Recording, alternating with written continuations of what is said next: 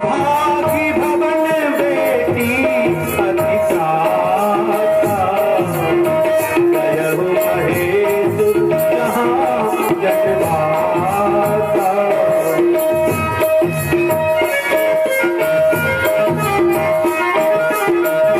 नैना हृदय गयहु दुख भारी नैना हृदय गयहु दुख भारी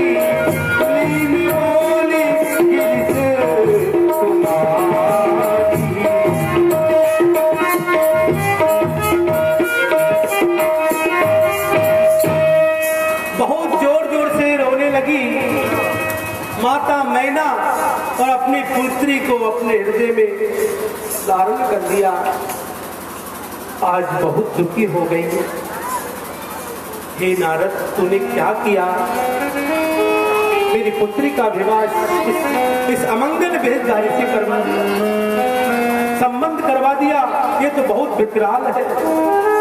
हे नारद, मैंने तेरा क्या बिगाड़ा है?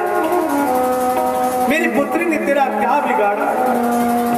नारद कर में कहा बिगाड़ा, भवन मोर जिन बसत उजारा। अरे हमने तुम्हारा क्या बिगाड़ा?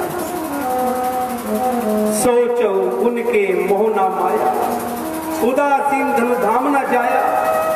ये उदासीन है, न धन है, न कुछ भी धाम नहीं है। अरे रहने को घर भी नहीं है, ऐसी जगह संबंध कर दिया। और अमंगल वेश है। बहुत दुखी हो गई मन में ना। और हर माता पिता को चिंता होती है कि घर तो अच्छा मिलना चाहिए मेरी बेटी के लिए, अच्छा घर द्वार मिले। सब माता पिता यही चाहते हैं। और बहुत करुण अवस्था में रोने लगी। अब नारद जी ने देखा कि पूरा ये विवाह का जो कार्यक्रम ऐसा लगता है संपन्न करना पड़ेगा। ब्याह म्याह हो गया शंकर जी का। जब सासू माँ ही नाराज हो गई और घर वाले दुखी हो गए तो ब्याह शायद हो पाए। तो नारद जी कहाँ पहुंच गए? नारद जी कहाँ पहुंच गए? भगवान शंकर के पास। और भगवान शंकर ने जब तक सब भाग गए, भगवान शंकर वहीं खड़े रहे, बेल के ऊपर बैठे रहे। नारद जी ने कहा, क्यों खड़े हो, क्या बात है? चलो घर में, लौट चलो कैलाश पर्वत पर, हो गया तुम्हारा ब्याह।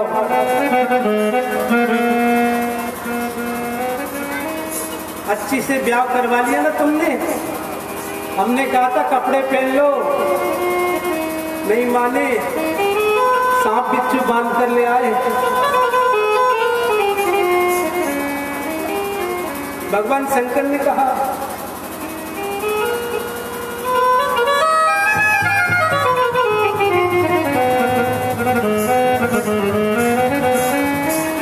भगवान शंकर ने कहा, नहीं नहीं नहीं, ऐसी बात थोड़ी है, ऐसी बात बिल्कुल भी नहीं। तो फिर क्यों खड़े हो यहाँ? अरे तुम्हारा अपमान हो गया, तुम्हें ये पता नहीं अभी तक? अरे थाली फेंक कर भाग गई तुम्हारी सासू। अरे लोटा फेंक कर भाग गई। जितनी गाने वाली साथ में आई थी ना, भजन भजन करने वाली, वो सब भाग कर रो रही है घर में जाकर। और तुम यही खड़े हो। शंकर जी ने कहा, नहीं नहीं, ऐसी कोई बात थोड़ी है, हमारी सासू तो समझदार है। शंकर जी को अभी विश्वास था। मैं तो ये सोच रहा हूँ, भोलेनाथ कहते हैं नारद से, मैं तो ये सोच रहा हूँ कि यहाँ का रीति रिवाज ही है, जब दूल्हा आता है तो सासू माँ थाली फेंकती है। यहाँ का रीति रिवाज है कि जब दूल्हा डोरी पर आता है तो लोटा फेंकती है सासू और थाली फेंक कर भाग जाती है। ये कुल रहती ना, किसी किसी घर में नियम होता है। ब्याह में तो माताओं को बहुत सारा नियम याद रहता है, यहाँ तक कि घूरा भी पुछता है। ब्याह में तो घूरा भी पुछ जाता है। तो शंकर जी कहते हैं कि रीति रिवाज होगा थाली फेंकने का। थाली फेंक कर भागने का रिवाज होगा, इसलिए खड़ा हूं मैं यहाँ। नारद जी कहते हैं ना थाली फेंकने का कोई रिवाज नहीं है, न लोटे फेंकने का रिवाज है। अब चुपचाप सीधे कैलाश पर चले जाओ, ब्याह तो हो गया अपना। भगवान शंकर कहते हैं नहीं सुनो, मेरी सासू बहुत ज्यादा समझदार है, तो थाली क्यों फेंक कर भाग गई, लोटा फेंक कर क्यों भाग गई। नारद जी कहते हैं थाली फेंकने का, दीपक फेंकने का ये कारण था नारद जी से भगवान शंकर बताते हैं कि लोटा तुझ ने फेंका कि मेरे माथे पे गंगा जी बैठी है, तो एक लोटा जल क्या चढ़ाना है? एक लोटे जल से क्या होगा मेरे दामाद को, जिसके माथे पे गंगा बैठी हो। तो थाली क्यों फेंक दी, दीपक क्यों फेंक दिया? अरे दीपक इसलिए फेंक दिया कि भोलेनाथ के सिर पर चंद्रमा चमक रहा है मस्तक पर, तो चंद्रमा के आगे दीपक की बाती क्या करेगी।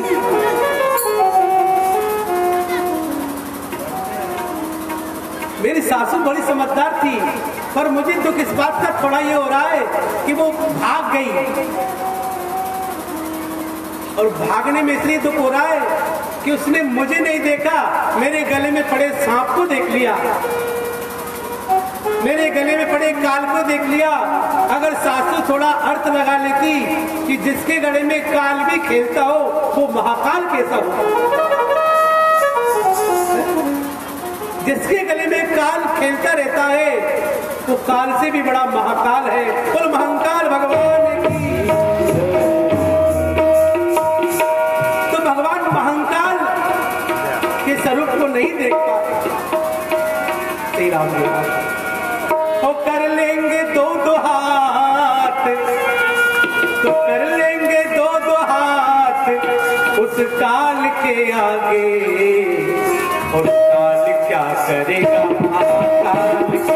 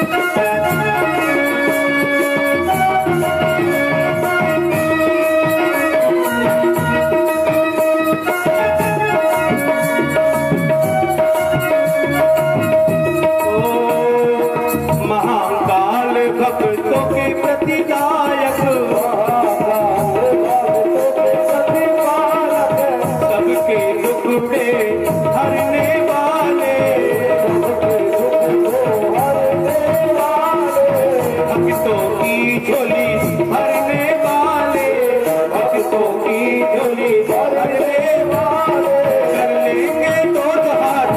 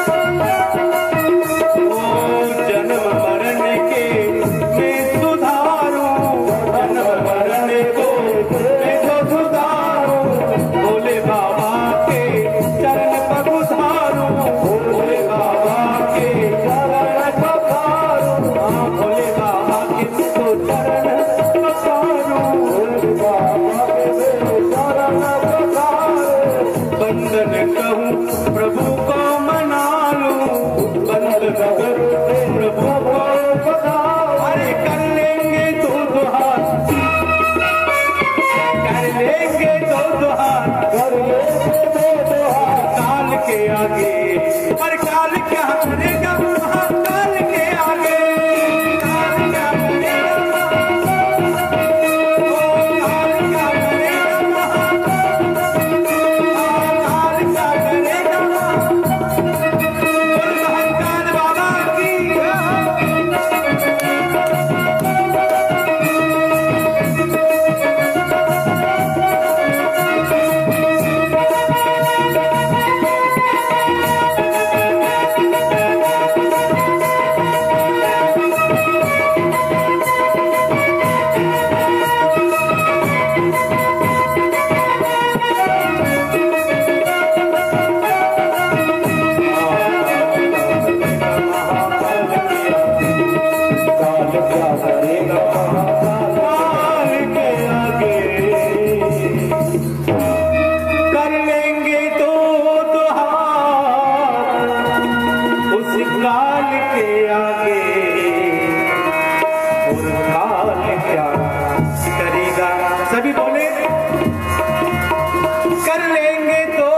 बाबा की भगवान से हम काल से लड़ लेंगे तब प्रार्थना करें, क्योंकि महाकाल सबके काल को नष्ट कर देता है। इसलिए उज्जैन जाना और महाकाल के दर्शन जरूर करना, कभी भी अधोगति किसी की नहीं होगी, ऐसा वरदान है। एक बार जो भगवान के महाकाल के दर्शन कर लेता है उसकी अधोगति नहीं होती, क्योंकि महामृत्युंजय जो है ना काल का नाश कर देते हैं। जो महाकाल के भक्त हैं उनका काल कुछ नहीं बिगाड़ सकता। इसलिए जीवन में एक बार उज्जैन दर्शन करना चाहिए। बोलो महाकाल महाराज की जय जय श्री राधे। तो यहाँ भगवान शंकर कहते हैं बस यही गलती हो गई कि काल तो देख लिया पर महाकाल नहीं देखा, यही गलती हो गई। काल के पीछे जो ठीक बैठे हुए थे वो महाकाल को नहीं देख पाई, तो यही मेरी सासू माता ने थोड़ी गलती कर दी। बाकी का सब ठीक ठाक है, ब्याह तो होगा, ब्याह नहीं होगा। आप सबको पता है नारद जी की बातों को याद किया। नारद जी ने जाकर फिर समझाया कि पार्वती कोई छोटी मोटी नहीं है, जन्मों जन्मांत तक भगवान शिव की पत्नी बनी है, ये तो उनका अवतार हुआ है, ये तो कई जन्मों से उनकी पत्नी है और थी और रहेगी। आप चिंता मत करो माँ, भगवान शंकर के साथ विवाह कर दो, पार्वती तो उन्हीं की पत्नी है, पूर्व जन्म में सती थी फिर पार्वती बनी है, और आने वाले जब तक उनका जन्म होगा तब तक शिव की पत्नी ही बनेगी। इसलिए हे माँ मैना, तुम खुशी खुशी अपनी पुत्री का विवाह कर दो।